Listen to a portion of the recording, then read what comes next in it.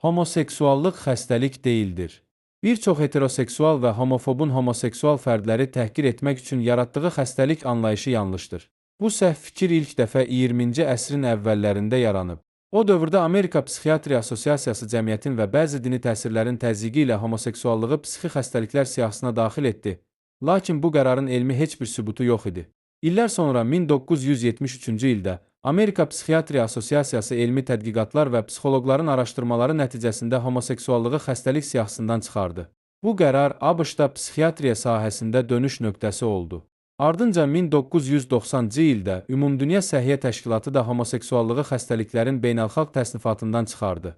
Bu addım homoseksuallığın nə psixi, nə də tibbi bir problem olmadığını rəsmi şəkildə təsdiqlədi. Bunun haqqında aparılmış tədqiqatların bir neçəsi barədə məlumat vermək istəyirəm. 1. Əkiz tədqiqatları.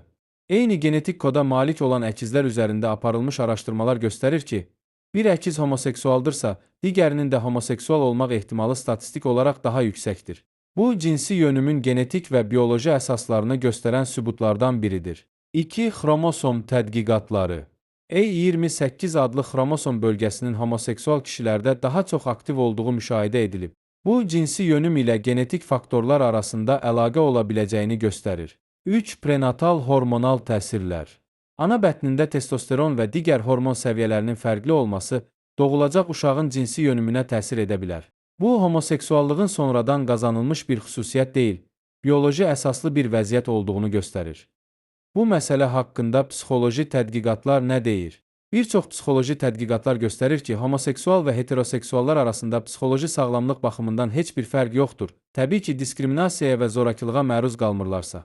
Buna fakt olaraq 2009-cu ildə aparılmış araşdırmalar göstərir ki, bir homoseksual insanlar emosional və sosial baxımdan digər insanlarla eyni dərəcədə funksional və sağlamdır. 2. Depressiya və stres hallarının böyük bir hissəsi cinsi yönümün özündən yox, cəmiyyətin göstərdiyi diskriminasiyadan və zorakılıqdan qaynaqlanır. Nəticə olaraq, homoseksuallıq nə seçimdir, nə də xəstəlikdir. Bu, insan təbiətinin bioloji və emosional müxtəlifliyidir. Unutmayın, elm, tarix və insan hüquqları birlikdə deyir, homoseksuallıq normaldır. Sevgi xəstəlik deyil. Elmi dinləyin, insanlara hörmət edin.